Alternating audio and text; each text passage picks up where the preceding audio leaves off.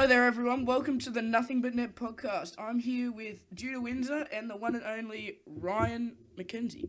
And obviously, as most of you would know, the preseason recently kicked off and lots of news buzzing around.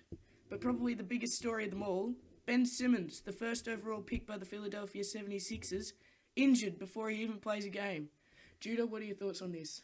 Yeah, so Ben Simmons, I believe he was injured in a scrimmage at training camp, and he's actually got a fracture in his foot. They think he'll be out for about 8 weeks. So, I mean, he won't miss too much of the NBA season. Lucky, I mean, he'll miss the entire preseason, obviously, and probably the first month of the actual season. But he should be back around December. So, I mean, it's not like he's gonna have a Julius Randle or Joel Embiid story where he's out for the entire season. But it is a blow to Philly, but we'll just have to see how they do without him. I mean, they have Joel Embiid back. I mean, he could be a superstar. We don't know.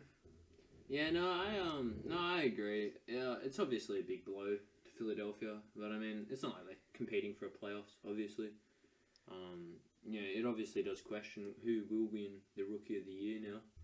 Especially with him missing a week. Oh, not a week. Essentially a whole month. Yeah. Possibly more. Yeah. So. But no, it's obviously a big blow to him. It's a shame to see, really. I mean, the injuries they've had in the past with, Embiid, Noel, obviously now with Simmons, it's a shame. And, obviously had no prior injuries going into it. But, I think, look, on the bright side for him, though, it is only a foot injury. It's not a knee injury. So, obviously they are far more serious. Yeah. You look at someone like Chris Bosh with his, lungs. He's got blood clots in him. He, obviously that, it's not as serious as that. And, he should be back on the court within no time.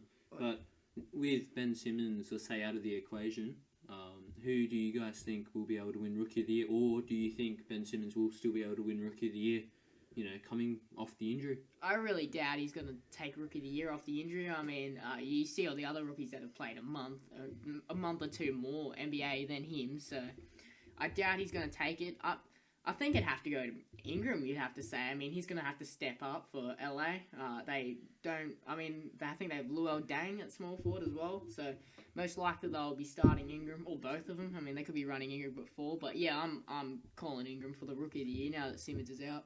I'd have to probably agree with you, Judah. Obviously, just not having the experience, like all these rookies that'll have the extra month on Simmons, like with that lack of experience in the NBA, will just really hurt his performance during the season, of course. So yeah, that was terrible. So but in other news, obviously the Houston Rockets delivered big news about James Harden being their point guard, and I know you got a lot of interesting thoughts on Harden playing at point guard. You're not a big fan of James Harden at all. I don't like James Harden, but I'm not going to let my bias get in the way of this. But yeah, I think the Houston GMs are making a bad move here because Harden is mostly his biggest part of his game is his scoring. That's the thing he's known for, and his passing abilities not a massive part of his game. So I find it relatively a terrible idea that Houston are trying to play him a point guard. He doesn't have the passing ability of other.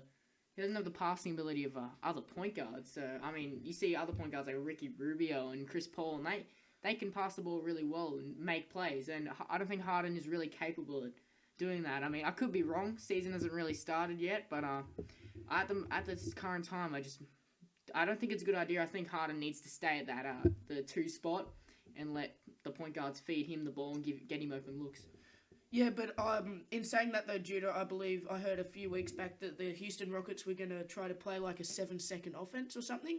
And if Harden's running the point, then that means all he's got to do is like call a good screen or something. That could get him open for the shot, He doesn't have to rely on other ball handlers to get him the ball within the 7 seconds. He can set it up for himself. Yeah. Shows his passing ability. Yeah, but come on, Oh, well, take a look at Kyrie Irving, though. Oh, yeah. Like, there are point guards in the NBA that aren't your traditional passing. In fact, if anything, it's changed. I mean, Curry's not a passer. Yeah, no. Like, he can't pass the ball. Oh, I understand unlike James But he doesn't. James Harden can pass the ball, but But hasn't been his role over the years. His role's been to isolate and to score. Basically carry the whole team. You know what I mean? Like, if you have a look at the team they've had around you, they didn't have a Ryan Anderson. All of his assists basically came off alley-oops to Dwight Howard. Now you have a Ryan Anderson, you have an Eric Gordon. Who was slotted to the two spot. He can shoot and he can dish it out to you now. Look, I think him being point guard. Regardless, I think he's been playing point guard for basically his whole career. To be honest, I know it says shooting guard, but he brings the ball up the court, just like LeBron. I'd say LeBron's a point guard. Basically point guard. He brings the ball up the court. He runs he runs the offense every time. Obviously, it's a lot more responsibility for Harden now. I mean, he's always had the responsibility. He's the man in Houston, and honestly, I think him playing point guard and having the whole responsibility now, as in everyone knows it's his job to bring up the ball up the court. I think it'll really help him. I think the Rockets will lack defense, however. I mean, if you're looking at the lineup, you'd expect Harden at point guard, or Gordon at shooting guard, Ariza, Anderson, and then Nene or Capella at center.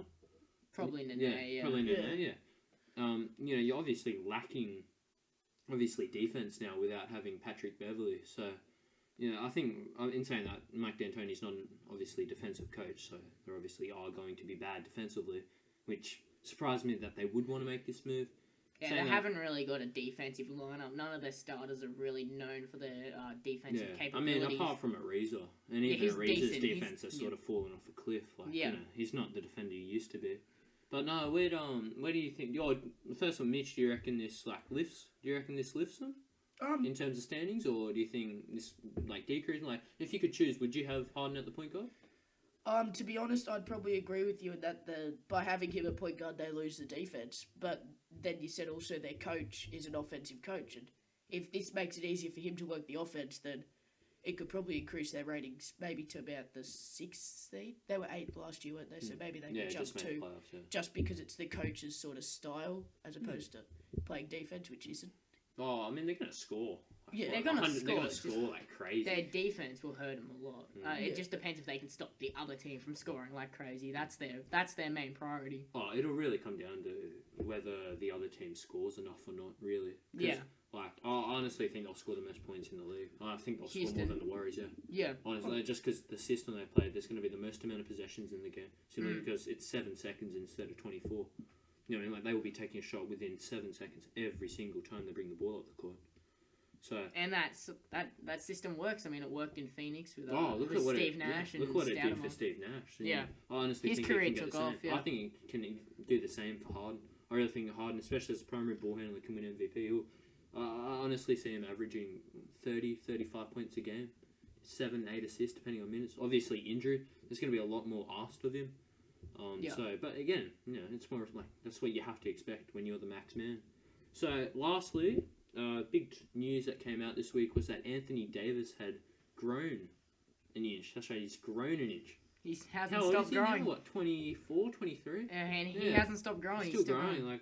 A whole inch over this off-season. Yeah, I wouldn't mind growing an inch.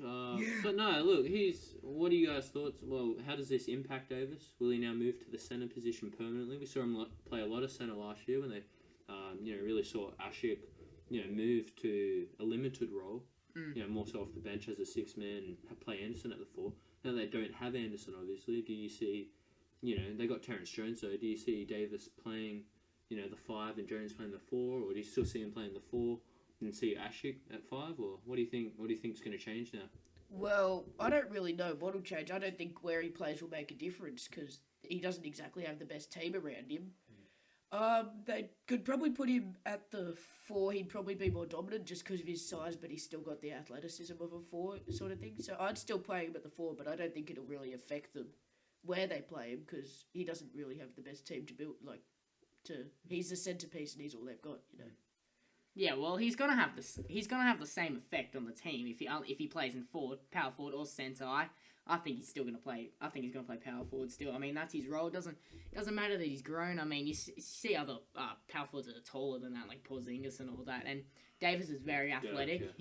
Davis is a very athletic big man. So it wouldn't surprise me he stayed at power forward. I just think the height increase. I think the height increase would definitely help him a lot though.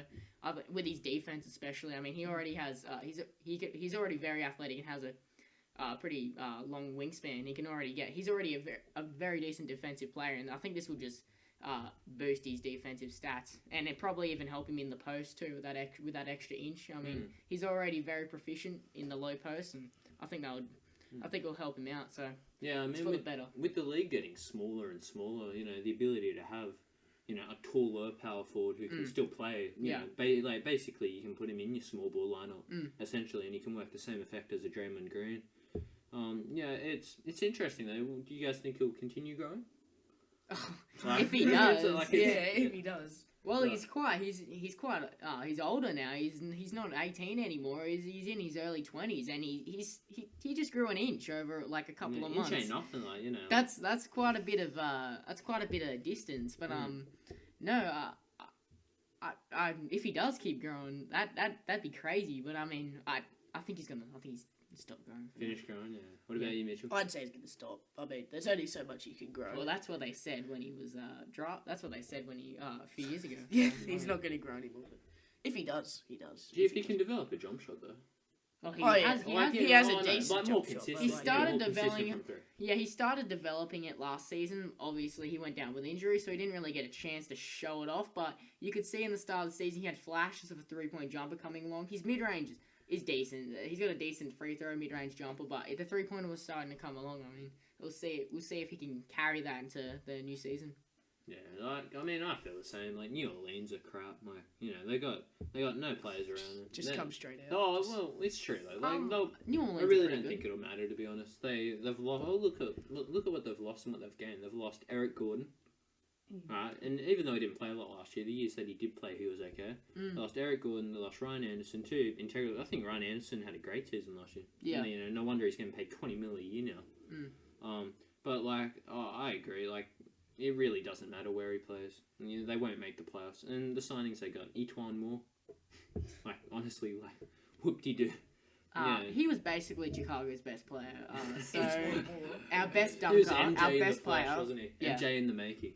But no, look, they got Terrence Jones from Houston. Like, they don't have anything. They need to make trades. In saying that, who wants Usher? Like, honestly, who wants Omar? They could do something with Buddy Hield unless they want. Well, to true. keep That's the thing. Hield, essentially, him and Sheck Diallo, who's the All-American MVP. So in the high school All-Stars game, he won MVPs. Good play. Sort of played a bit disappointing in college, but maybe able to lift his game now. Struggled through injury throughout college. But him and Sheck Diallo and Buddy Hield, I think, are two really nice pickups in the draft. And saying that, what can two rookies do for you? How well can Buddy Hield perform in his rookie year? Can Buddy Hield become the rookie of the year? Well, he's shown in his debut NBA preseason game, he shot the lights out. He played very well. He played good in the summer league, and then he came into the preseason. He played good training camp, and then he came into the preseason, and there were doubts about how he would play, and I think he definitely shined with his jump shot in the first game, and I think he top scored out of everyone in that game. And I mean, even though it's the preseason, you can't get too ahead of yourself, but he does look. His jump shot looks nice. It looks very smooth and fluid. I think it will work in the NBA. Yeah. Well, yeah.